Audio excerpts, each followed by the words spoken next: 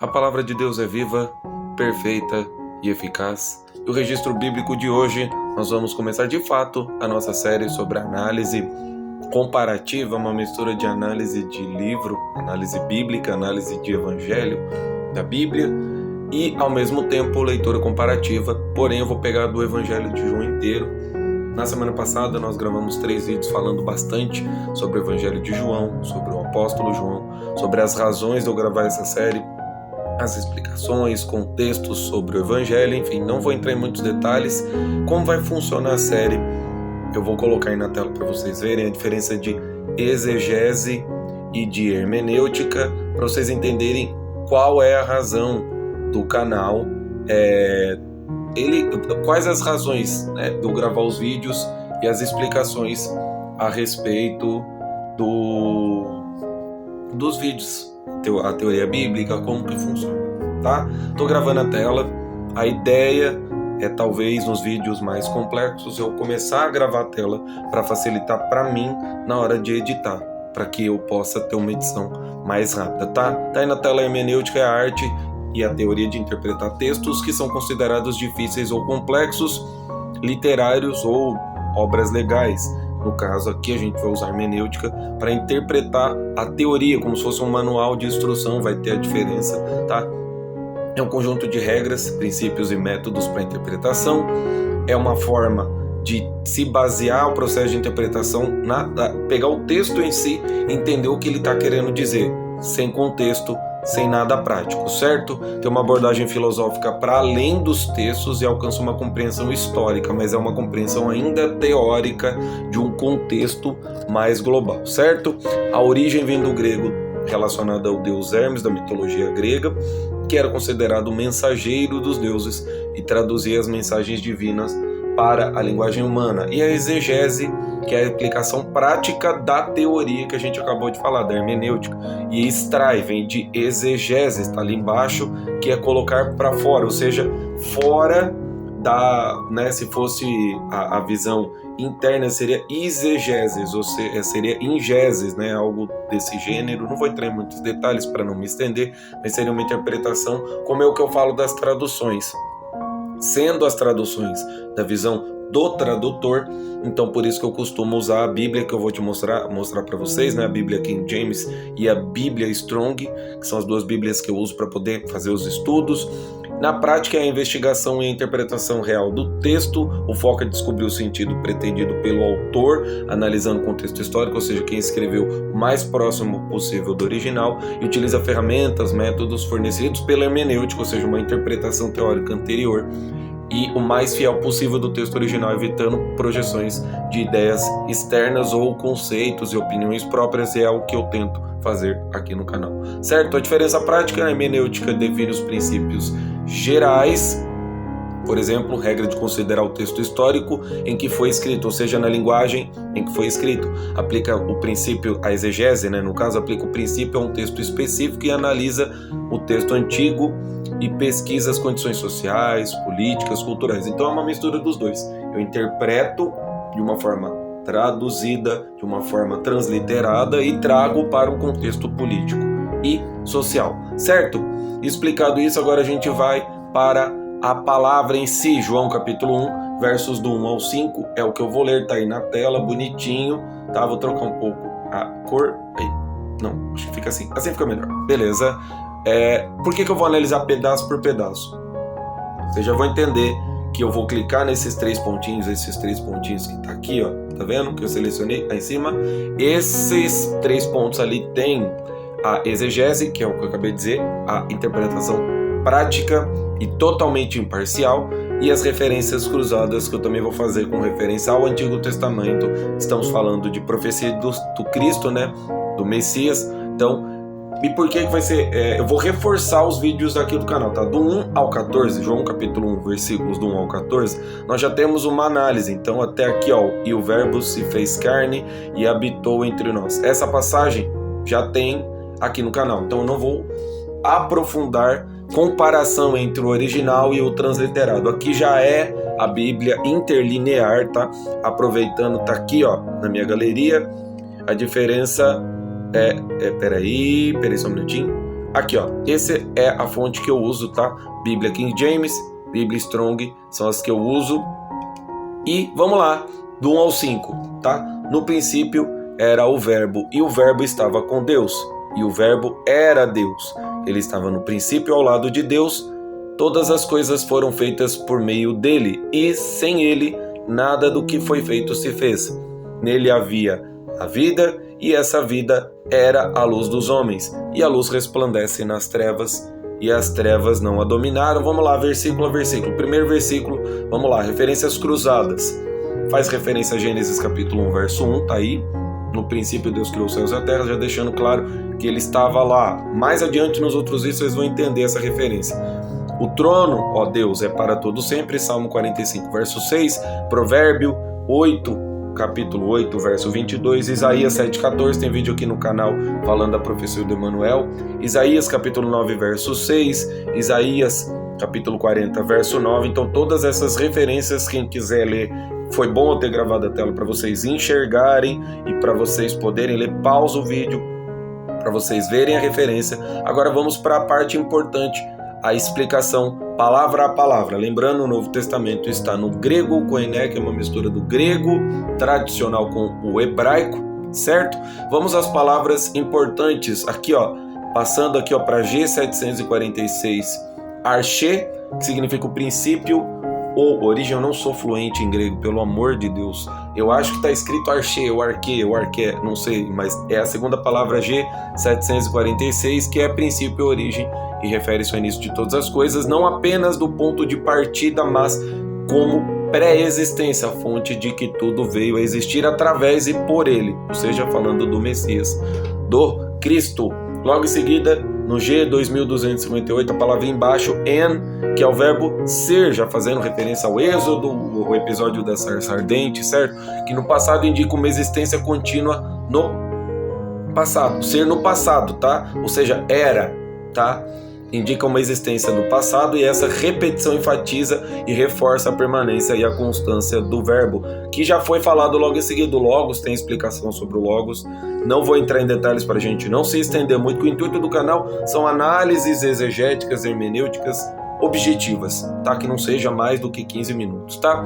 O pros, que é a preposição com, significa o com uma conotação de movimento ou direção, sugerindo relação íntima entre o verbo e Deus, indicando não só a coexistência, mas uma interação, certo? Com o theos é a palavra grega para Deus, e basicamente está aqui o comentário exegético, a análise desse primeiro versículo fica aqui fundamental para entender essa cristologia e a teologia do Novo Testamento. Por isso que eu falei a importância do Evangelho de João. A gente vai analisar pedacinho por pedacinho, igual fazem os judeus, né, os rabinos. Eles pegam pedaços, trechos da Escritura, e a gente vai fazer isso com o Novo Testamento, tá? O uso da palavra arche enfatiza que o verbo tem uma existência atemporal, indicando a ideia de eterno, né?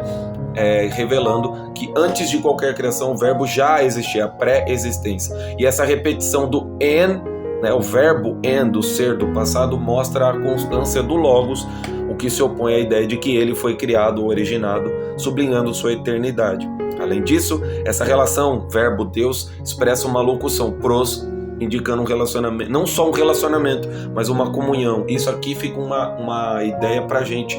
Isso é a comunhão, isso é a essência do cristianismo que a gente enxerga tanto. É uma comunhão, é uma coexistência. Um participa com o outro, está com o outro, de fato. Não só estando ali no momento dos cultos, né, das religiões, mas no momento entre cristãos, fora até dos cultos, fora dos muros das construções, tá? E essa afirmação, kai theos en o Logos, é uma declaração clara da divindade do verbo, afirmando que não há distinção essencial entre verbo e Deus. Portanto, o versículo 1 é uma declaração poderosa sobre a pré-existência do Cristo, sua natureza divina e o papel de mediador entre Deus e a humanidade. Fechou o primeiro versículo? Vamos para o segundo. E ele estava no princípio, tá? Esse outos é a palavra que significa este ou isto, referindo-se diretamente à pessoa de Jesus Cristo, que é o sujeito principal da narrativa. Então, logo de cara, no versículo 2, ele já deixa claro de quem que está falando, tá? E o uso enfatiza a proximidade e a importância do sujeito dentro do contexto. Emi Segunda palavra é o verbo que significa ser ou estar. No contexto indica a certeza da existência contínua de Cristo, que não apenas estava em um determinado momento, mas possui uma existência eterna.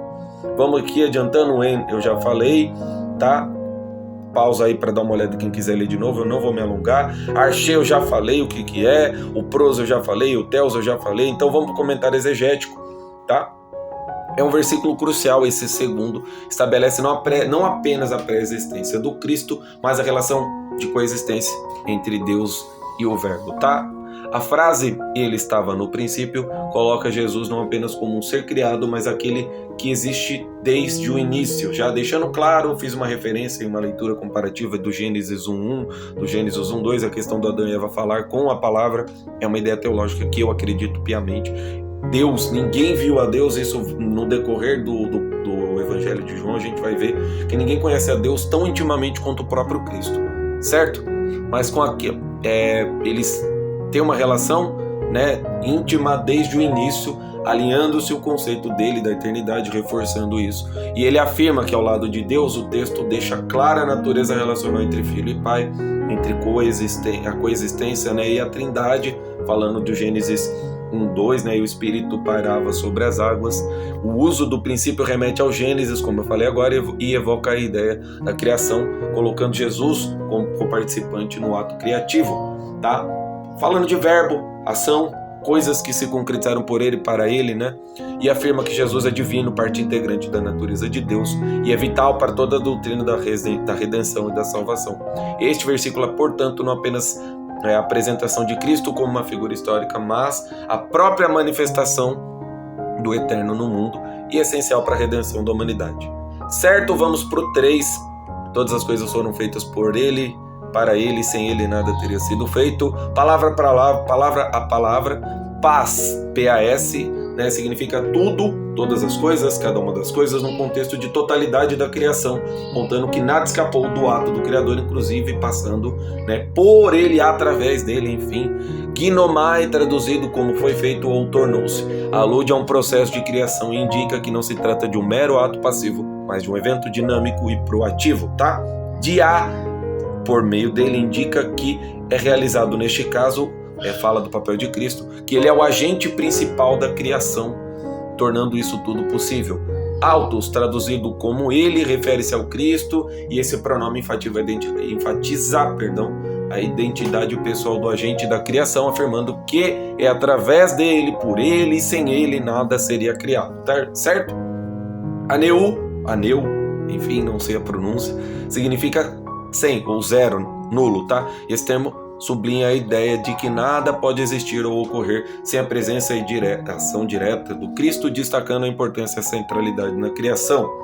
Ou deis, traduzido como nada, implica a inexistência completa de absolutamente qualquer coisa que não tenha passado pelas ações do Logos, do Verbo, as ações do Cristo. Enfatiza a totalidade do Criador sobre a criação. O artigo que indica o artigo o masculino definido, usado aqui para especificar a criação, refere-se ao que foi feito de forma particularizada. Fechando o versículo 3, o comentário exegético. É fundamental esse versículo, o 3, para entender a natureza do Cristo e a relação com a criação e também com o Criador.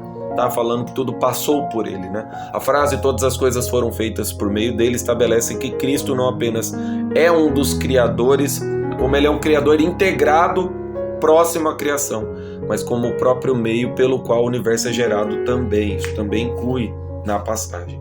A estrutura da frase, ao repetir o "foi feito", reforça a ideia de que todo o ato de criação é intimamente ligado a ele. O uso de "sem" e o "nada" deixa claro a dependência total e absoluta da passagem de Cristo pela criação. Assim, o versículo destaca a importância da soberania de Cristo e afirma que ele não é apenas um ser criado, mas a essência da criação. E todas as coisas saem dessa passagem do Cristo como intermediário. Portanto, a cristologia do Evangelho de João insere Jesus na história da salvação e coloca ele como pedra angular, como o eixo central. E o versículo é um convite à reflexão sobre a integridade de criação, a natureza divinal e humana também do Cristo, certo? Quem quiser ler com mais clareza, com mais atenção, só pausar aí lendo e subindo, beleza? Versículo 4 e penúltimo, nele havia a vida e essa vida era a luz dos homens.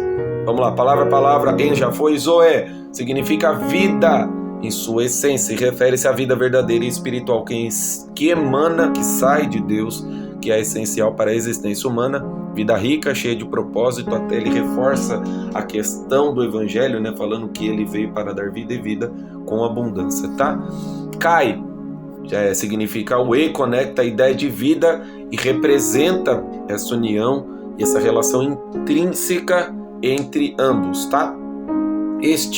O verbo é, tá? No contexto afirma a identidade e a realidade da vida como uma entidade que transcende a compreensão comum, evidenciando um atributo fundamental do Filho de Deus.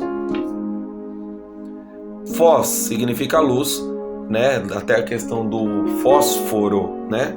A questão da emanar luz, né? Mais um aprendizado de grego, refere-se não só à luz física, mas à luz espiritual e moral, ou seja, um guia de como fazer, do como não fazer.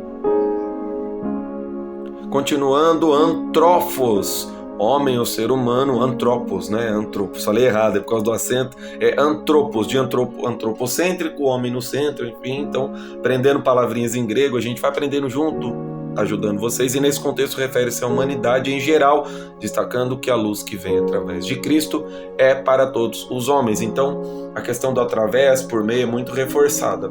Comentário exegético, explicação prática. Esse versículo é fundamental para estabelecer a conexão entre Cristo e vida, revelando, como eu falei, vida física, moral e espiritual, e revela o papel essencial na criação e na revelação de vida. Falei errado.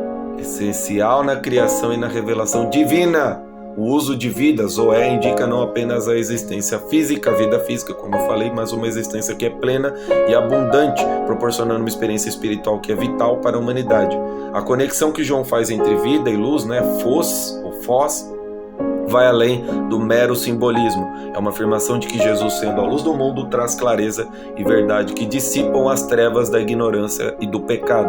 A luz que ele oferece é acessível a todos os homens, ou seja, deixando claro que qualquer um pode ter acesso. Sugere que a salvação e a verdadeira vida são presentes divinos oferecidos universalmente, tá? Essa dualidade, vida, luz, né, trevas, enfim, e treva e luz, vida e morte, né, vida e luz, deixa claro que é uma transformação espiritual e moral, né? Que você, quando conhece a Cristo, você é uma nova criatura. Então, sempre eu vou fazendo essas referenciazinhas, tá? Inclusive, faltou aqui, ó, eu esqueci das referências cruzadas, ó, do Antigo Testamento, no versículo 2, Jeremias capítulo 20, verso 9, tá aí, não vou ler pra gente não se estender, o vídeo já tá beirando os 20 minutos. Referências cruzadas do versículo 3, como eu falei, Gênesis 1:1, Gênesis capítulo 1, versículo 26, Salmo 33, verso 6, Salmo capítulo 102, versículo 25, Isaías capítulo 45, versículos 12 e 18, certo? Vamos para o 4, referências cruzadas do versículo 4, Salmos capítulo 49, versículo 6, capítulo 60, versículo 1, capítulo 84, versículo 11, então todos esses 3 salmos têm a ver com Cristo. Reforçando, não vou ficar lendo para os próximos vídeos, a gente não se estende, eu estou gravando a tela já para vocês poderem enxergar. Isaías capítulo 35, verso 4, Isaías capítulo 42, versículos 6 e 16, tá aí o versículo 16, e o último, Malaquias capítulo 4, versículo 2, certo? Vamos para o último, fechando o vídeo, quase 20 minutos, não queria isso, mas análises detalhadas, apertei errado, versículo 5, eu não queria isso, mas a gente tem que analisar versículo a versículo, então eu acho que essa análise por trechos eu acho que vai ficar legal. Kai já falei, fós já falei, fainó, o verbo resplandecer do grego mostra ou revela, né, mostrar ou revelar, e aqui implica que a luz de Cristo se manifesta de forma clara e evidente nas trevas do mundo.